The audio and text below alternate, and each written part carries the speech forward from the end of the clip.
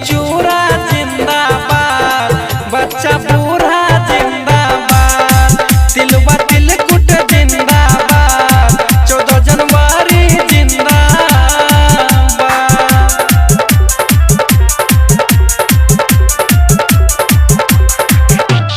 14 जनवरी मनैबै रे दही चूरा रे खाए के।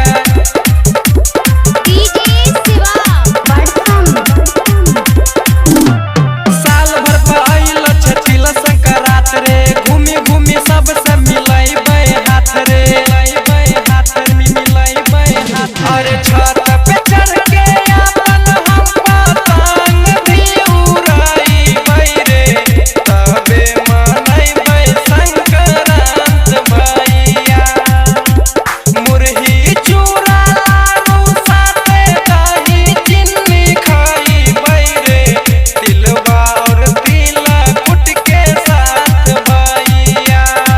मस्ती करे के एको मौका नहीं छोड़बै रे, दही चूड़ा जिंदाबाद जिंदाबाद जिंदाबाद, तिलवा तिलकुट जिंदाबाद जिंदाबाद जिंदाबाद, दही चूड़ा जिंदाबाद, बच्चा बूढ़ा जिंदाबाद, तिलवा तिलकुट जिंदाबाद, 14 जनवरी जिंदाबाद।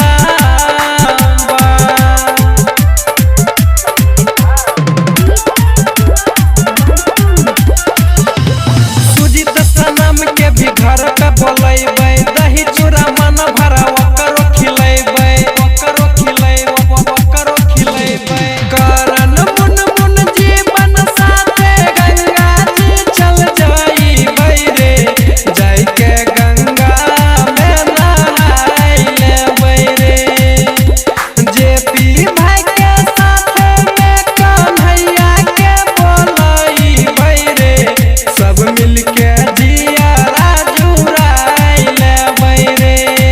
अब किसान के 14 जनवरी के करतै सब याद, दही चूड़ा रे अब बच्चा बूढ़ा रे, दही चूड़ा